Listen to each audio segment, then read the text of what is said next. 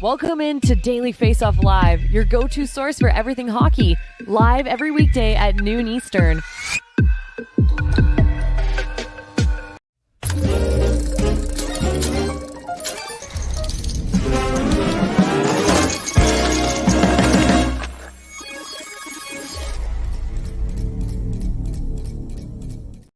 Draft day is here. Welcome into Daily Faceoff Live. It is Friday, June 28th in beautiful Las Vegas, and we are about, I shouldn't have set myself up to do this math. I think 7 hours away from draft day in the NHL. It'll be out at the Sphere. It's going to be an exciting day. It's going to be a news-filled day as well. Our show is brought to you by Bet365. You can sign up using that promo code Daily365 to get in on a huge range of draft markets ahead of tonight. Whatever the sport, whatever the moment, it's never ordinary at Bet365. Frank, you're the insider. Are things picking up? Oh yeah, things are happening this morning. Teams are talking, percolating already. Lots going on. Just a quick little news update. The Flyers just announced that they're going to buy out the final year of forward Cam Atkinson's deal. He was on our buyout watch list a couple weeks back. Not really a huge surprise. I think they were trying to resist the urge with Cal Peterson, the goaltender, as well, and they cut Cam Atkinson loose. Not going to be able to find a spot for him this year under John Tortorella, and he becomes a free agent, so good for him. Yeah, he'll be able to maybe sign with more of a contender, I suppose, for a guy who hasn't had a lot of playoff runs in his career. Yeah, and look, I still think he's probably got something left in the tank. Yeah. So let's see what that looks like. Yeah, maybe one of those guys where you look at him at $5 million and go, ooh, geez, but then you look at him at $2 million and it's like, oh, damn, that's actually a really nice piece at the bottom of someone's roster. Let's continue on the news front. Our first big topic today: Juuse Saros is staying put in Smashville. He has reportedly agreed to a long-term extension that will keep him a Pred for what would likely be the remainder of his career. $7.74 million on the AAV for the 8-year deal, Frank. I always get such a chuckle out of contracts that end with the player's jersey number. It's like, oh, you have this big, long, tough negotiation. Then it's like, can we end it with my jersey number? Yeah, instead of 775, let's take 10,000 less and make it 774. It just feels so goofy. But anyways, I think this contract and the AAV behind it shows, one, tax-free state, but also Saros wanted to be a Pred. That part was clear, and I think the tougher part was, if you're Nashville, determining, is Juuse Saros, does this make sense given that we've invested significant first-round capital in Yaroslav Askarov? That's where things really start to get interesting now for the Nashville Predators. Got a new trade targets board coming later today. Askarov will be on that board. I think a lot of teams have now gotten the sense that the Preds are looking for a backup goalie to play under Saros. Askarov, the plan is to send him to AHL Milwaukee. If you've just signed Saros to an 8-year deal, there is 0 point in having a player of that pedigree, a goalie of that pedigree, sitting in the AHL. So he becomes an immediate trade target. And I'm really curious to see who tries to step up to land a player like that. Askarov's numbers have been pretty good in Milwaukee. So What do you do next? Exactly. It does become a really prime trade chip for Barry Trotz to use. We saw last summer, it was the summer of a cultural reset of sorts in Nashville, right? They made tough decisions on some buyouts and some older players. They brought in pieces like Luke Shen and Ryan O'Reilly to kind of, reset their room to an extent, I think is a fair way to put it. And now you look at this summer with oodles of cap space, and now all of a sudden, one of the better young trade chips out there in Askarov. What do you think Barry Trotz is going to get up to in the next couple of days here? I think he's trying to be aggressive. He has not hid from the fact that he can't mention the player by name, but even in a radio interview he did recently, he talked about a really good player out of Toronto that the Nashville Predators would be interested in Mitch Marner. So it's been no secret. They were one of the teams that I assumed would be on the list trying to work out a deal to land a player of that magnitude. I think they're going to continue to look to improve their defense core as well, add some depth. And they're a team that thinks they can build off of their playoff appearance last year, in which they really kind of got there on the back of one really long heater. Yeah, it was not looking good around the midway point of the season. Then they just caught fire. Second best team in the NHL, I believe, from January 1 onwards. We'll see what else they get up to just on that connection to Mitch Marner as well. One of those spots where, if you're the Leafs and you were to go to Marner and be like, hey, Utah, you could maybe understand why Marner would be like, no, I'm staying put. If you go to Marner and say Vegas or Nashville, and by the way, they're interested in extending you and giving you a bunch of money in a tax-free state, you could maybe start to see how Marner would go, cool, I'm in. Yeah, I could even see the Utah thing, though. I think that team's on the rise. I think they've got tons of picks and prospects that they can leverage. I think they've got a couple really core good players. You see Logan Cooley step into the league and the impact that he's made. I'm a Clayton Keller believer. Like, I just think they're a team that's on the precipice of really being a competitive team. Staying out west, another move that went down yesterday, right at the end of the NHL awards, was Andrew Mangiapane going from Calgary to Washington. Calgary ends up getting a second-round pick back in this deal from Washington. And I was just chatting with some friends yesterday about, different stuff that could happen this week. And it's like, what's the market? Because Jake Wallman needed a second attached to him to get traded to San Jose. Andrew Mangiapane, very expensive, expiring contract, scored 14 goals last year, and yet I applaud Craig Conroy for getting a second out of this. I do too. That's magic. I don't know how that materialized. I can't believe that they got a second and didn't have to retain money. I could see if it was like, hey, eat half and we'll give you a second, then I'd say, okay, that kind of makes sense. The fact that Washington took him on at full boat, one, that tells me that at $5.8 million, that exactly lines up with TJ Oshie's deal. So I would imagine then that the Caps have gotten word that TJ Oshie is going to be one that steps away this season due to injury and can't play. That's part of it. But Mangiapane's contract at 5.8 was built on one moment in time, one really good 35-goal season that he's not gotten back to, and his play's gone like this. I don't know that he's going to be finding a way to get back to that level. So maybe the de-risk part for Washington is you've got the cap space in Oshie, and you've got someone that you need to score more goals. That's a fact for the Caps. Maybe he's someone that can add 25 for your team in exchange for a second-round pick this year, and he's in the final year of his deal. If it doesn't work, maybe you cut your ties and move on. Yeah, and that was actually one of my first thoughts. Was like, okay, if you're Washington, maybe he bounces back, does well, and you keep half at next year's deadline. But then I was like, keep having extra debt, you're not getting more than a second-round pick for him. So maybe you could view it as a bit of a safe bet by Washington because it's an expiring deal and they have the cap space. But I just, again, looking at the market, I feel like you should have been able to almost get him for free. Here's why I like it even more for Calgary. Had Mangiapane gone out and had, let's say he scores 20 this year by the deadline, the best that I think they would have been able to get was a second. And someone's probably then at that point in time, because all the cap space is spent, asking you to retain money. So I think this is a home run. Yeah, I agree with that. This has obviously really sparked the Jake DeBrusk rumors in Calgary. Do you think Calgary will be active in the free agent winger market and with this money now off the books? Look, I've told you guys since March, Craig Conroy, I caught up with him at the GM meetings. I do think they're going to be active. I don't know that they're going to be necessarily 12:01 p.m. active on Canada Day on Monday, but I think they're going to be a team for sure that is trying to find value. They need pieces to add to their lineup that are in the mid-range in AAV.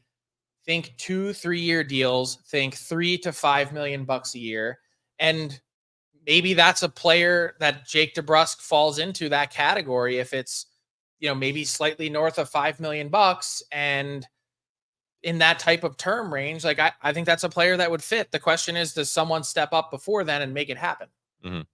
Fair. We'll see what happens in Calgary. Let's go a little west of Calgary, staying in Canada. We love making the joke that Jim Rutherford, Patrick Allvin, they're the busiest men in hockey. And yesterday, we made the joke again on our show, and they raised their hands and said, you think we're busy right now? They go sign Dakota Joshua. They sign Tyler Myers. Myers gets a 3x3. Joshua gets a 4x3.25. Did anything stand out to you in a surprising way in either of those two deals, whether it's the term of the AAV or even the timing of them? Because we've been expecting... The timing of it makes sense. Like, okay. I get the timing of it. I think it's not even surprise in terms of the AAVs. Those are kind of the ranges that I thought both of those players would end up in. I think the Canucks were actually a little bit hopeful that they could get Myers south of $3 million, but I think it would have required to go to a fourth year in order to make that happen. And I don't think they wanted to stretch that far. The only question I have is, like, do they have the ability now to still do everything they want? Does this close off the idea of Zadorov? Can you still get Guentzel? Do they have an indication now that they're not going to get Guentzel? That's because I think they had room to do Myers, and obviously they got Aronik done, and Bluger took a slight pay cut. But it was the Joshua one that I was like, ooh, maybe one of these guys isn't coming back, whether it's Zadorov or whether they're not going to be able to target Guentzel after all. I think they're going to be fine. I think they're going to find a way to make it work. But they still also need a backup goalie too. They won't just run Shelovs and Demko? I believe they re-engaged on the backup goalie market yesterday. Okay.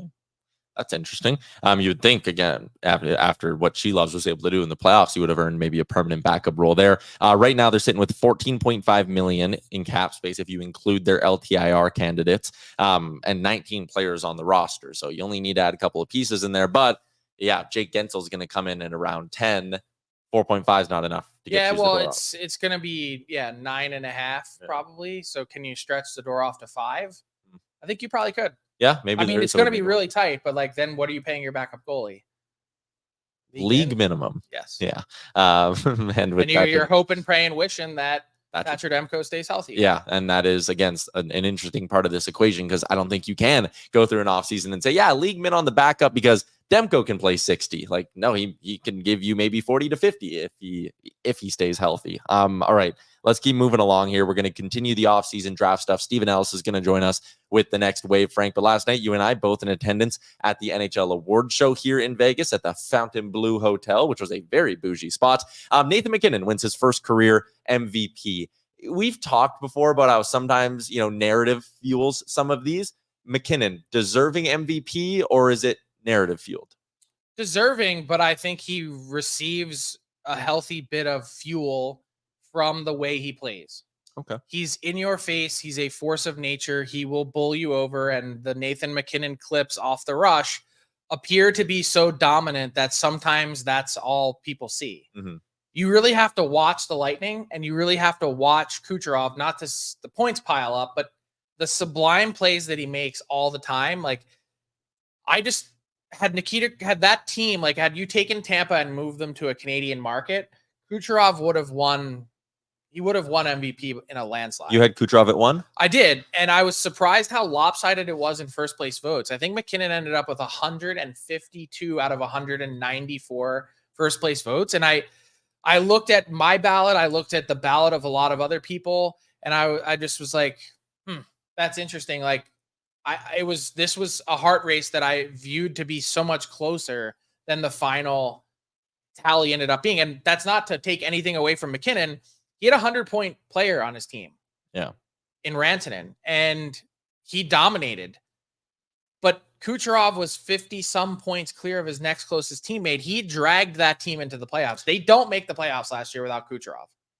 And that's where I was going to is, you nailed it. Rantanen, Makar, there was talent there in Colorado. And not that there wasn't talent in Tampa, but like Braden Point had a down year. Mikhail Sergachev was hurt for big stretches of the year. Like, if Kucherov doesn't do what he did, especially early in the season when they didn't have Vasilevsky, they were winning games 6-5, Frank, and Kucherov was the guy fueling that. Like, they survived that stretch not by battening down the hatches and playing good defensive hockey. They did it by outscoring their problems. And there was also a really cringy show last night. Kucherov, the host, putting on the beard and doing the Russian accent. Yeah.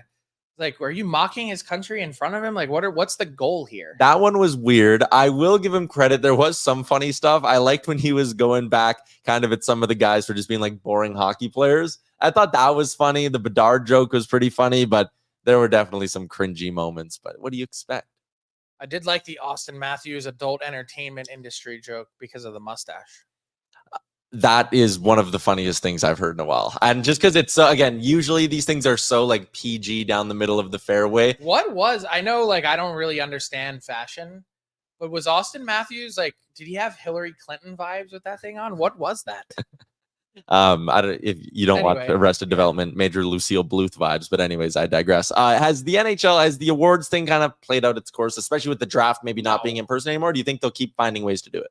No, they're going to keep finding ways to do it, but they need to keep finding funny stuff. Yeah. Like, there was so much of that like just kind of went over everyone's head because you need players engaged and interested, and it's really hard. Like, I wouldn't be surprised at all if they tried to reinvent it a little bit. I mean, they already tried to cut down the show and which was great.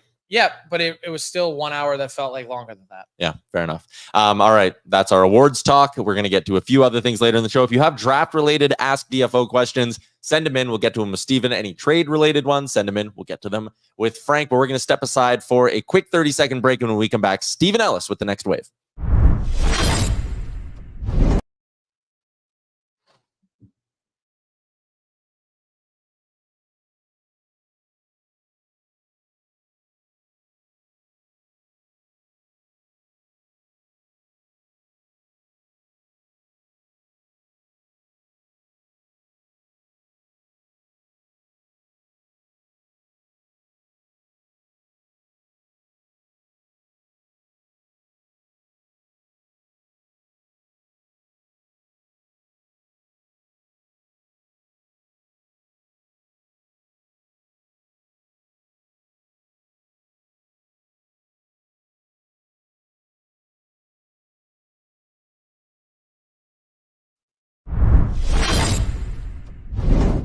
Draft day edition of the next wave with our pal Steven Ellis, our prospect analyst at Daily Faceoff. And Steven, you wrote a great piece today. And there's a lot of people who, really don't get dialed into the draft until today. And then they're like, all right, what's happening? So Macklin Celebrini's going 1, and you wrote today about what makes him so special. Why is he a deserving first overall pick? See, I hate using the term complete player because you can always get better at something, but this is about as complete of a prospect that you're going to find at this age, at this time.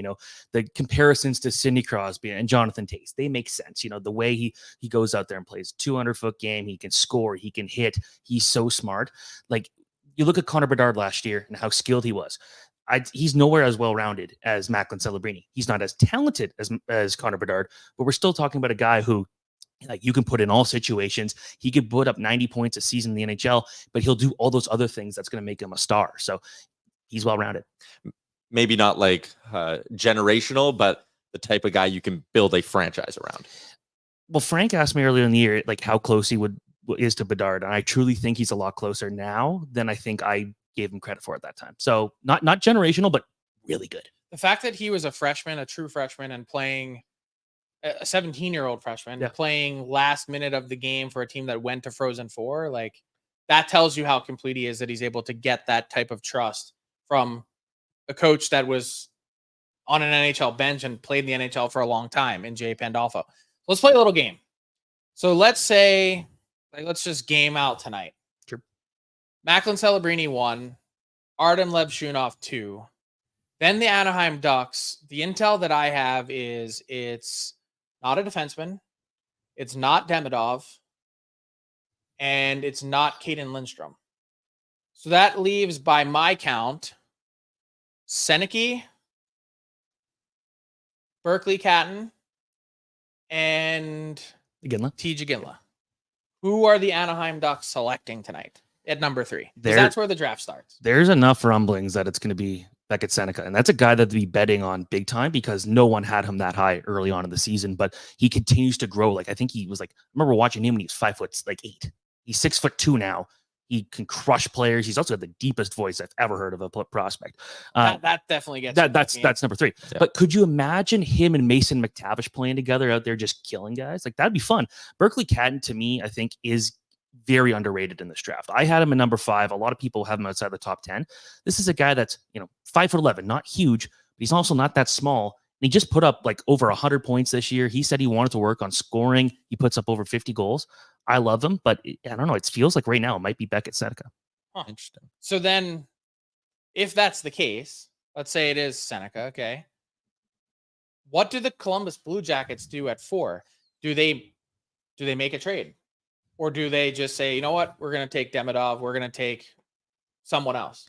I've been on I've said this multiple times. If any team after number 2 is passing on Ivan Demidov, you better have a good reason for it. And I think for the Blue Jackets, they do have a couple of Russian players on the team. And adding another one would obviously, I think, make it everyone close there. It make him more comfortable to start. I think you got to go with Demidov if he's available at number 4. But, at the same time, what's the value in trading that pick? Like, you could slide down, still get a really good player, and get a nice potential roster piece, for instance. That's the thing. It really, I guess it depends on how far you get down, because I think after, what if they were to go to 9, or if they were going to go to 13 or somewhere. Like I like Tija Ginla, but I'd rather have Caden Lindstrom or rather have Ivan Demidov. So I wouldn't be doing that. I'm 100% on draft Ivan Demidov at number 4 if you can. The only thing that's difficult as part of the equation is this is Don Waddell taking over as a new GM in a market where he doesn't know the scouting staff and needs to make an all-important decision on a draft pick or player that he may or may not be invested in, right? Like that's a really, that to me is the change in the equation. He's got to trust his scouts here because obviously when you're coaching or doing the GM work of the Carolina Hurricanes, you're not really thinking about an early pick here. The Hurricanes also drafted very well. I don't know how much Don Waddell had to do with that, but that's a team that always seemed to get a lot of value. But of a different situation here, drafting in the top 5, and I think they're going to take a forward. I'm pretty sure about it. They've got a couple of good options. Like if they took a Ginla, that would make sense. But that would be the only reason why I could see them moving down because you probably don't want them at 4. So then let's talk about the Calgary Flames and Iginla, because to me, that's a fascinating one. Jerome Iginla works in the organization. He's one of Craig Conroy's closest friends. Craig Conroy obviously would know Tej, from growing up and would have the best intel of anyone to be able to make that selection. But at the same time, you drop that player in that market at that spot with a high pick, with that last name on your name bar, all of a sudden the pressure skyrockets. It's great for business. It's great for marketing. And obviously he's a really talented, authentic pick. I'm not saying it's a reach. I'm just saying if you do it, how does he handle that?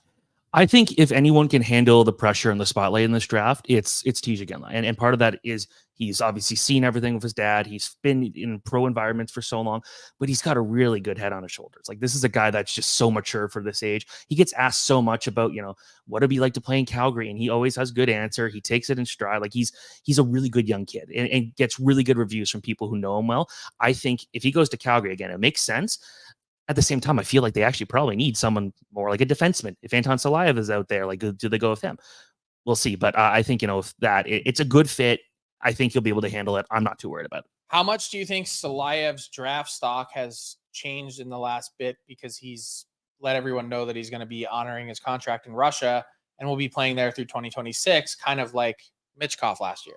So I got to talk to him a couple of weeks ago, and the one thing he kind of just said to me was just he does fully intend to come to the NHL. He's still he's not very good at English right now. So there's still a lot of learning curves. I think the best thing for him is even if it's a couple of years, I still think he should be doing the full KHL contract regardless, just because there's a guy who still has to develop a lot of things here. He needs to get that ice time. He needs to be able to be a more effective goal scorer if he's going to be, this two-way threat that he's got the potential to do. Right now with Russian prospects, it seems like there's more of an NCAA factor than a Russian factor when it comes to those guys backing out. But I think the value of potentially picking up a new Zdeno Chara is going to be exciting to teams. Interesting. Especially if you can wait.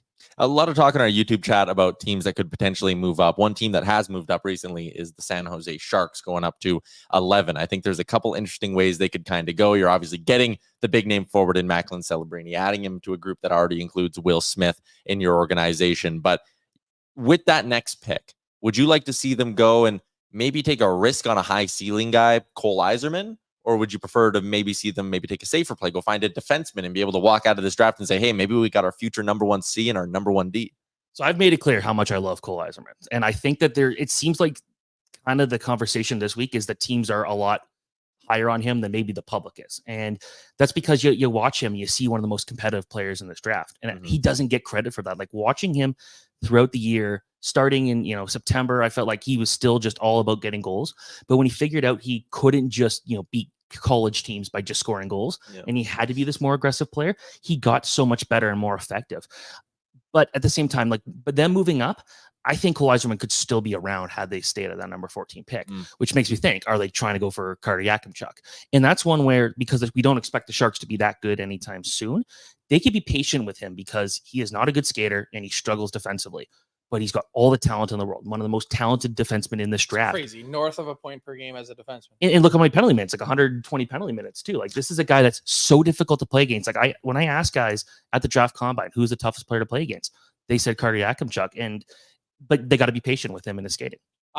I think they're taking a defenseman, but I think that's why they moved up, because if you do the math, you can see there's like 7-8 defensemen that are in that range in the top 11. You think there's going to be some forwards worked in. The math almost guarantees that they're going to get one of those guys. And I could see them going after Adam Jiricek too, because that's a guy that I think teams are high on, even though he missed so much time. I think he's going to end up in St. Louis. 16. That would be a good fit, I think, but it'll be interesting to see, because I know it seemed like it felt like teams were a lot higher on him than maybe a lot. It's a tough year for him. Yeah, couldn't play much, and he struggled before the injury, but you see the upside there. Yep.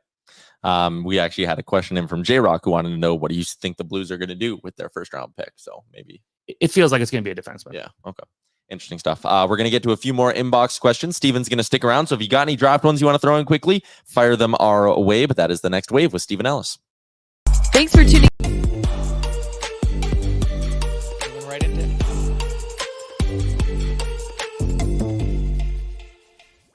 AskDFO is brought to you by Douglas Mattress. You can order yours today at douglas.ca/DFO and take advantage of the mattress and free bedding bundle. Once again, that's douglas.ca/DFO. Frank, we got one in here from Wesley who wants to know who will get Martin Necas. And I will add on a second part of that, which is percent chance he is dealt by the end of the first round tonight. Ooh, I think the Canes are back at square one. I think they were closing in on a deal that didn't get completed, and I think now what happens next? Yeah. So I was initially really hopeful, or it was trending in a direction that he was going to be traded before round one or during round one, and now I'm really not so sure. Fair.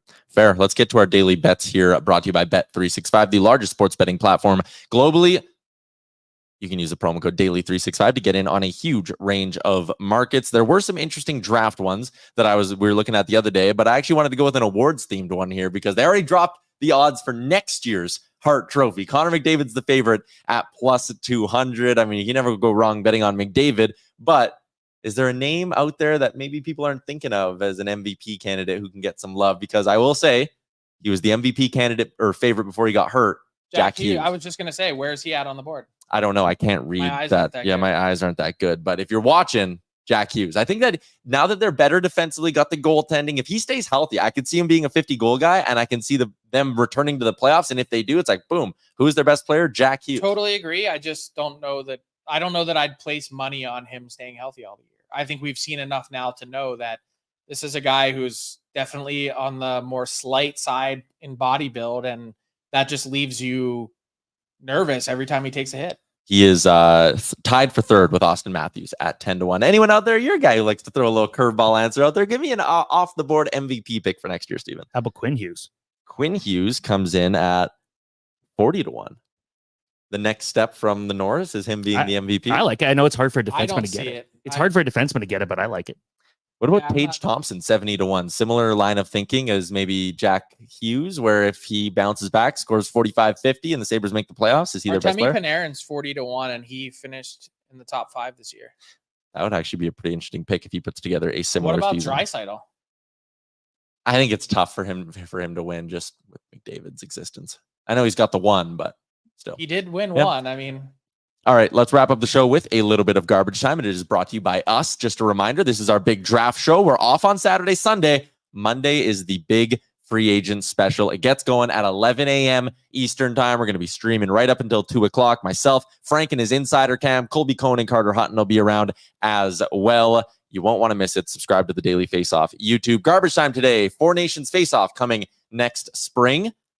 Next February.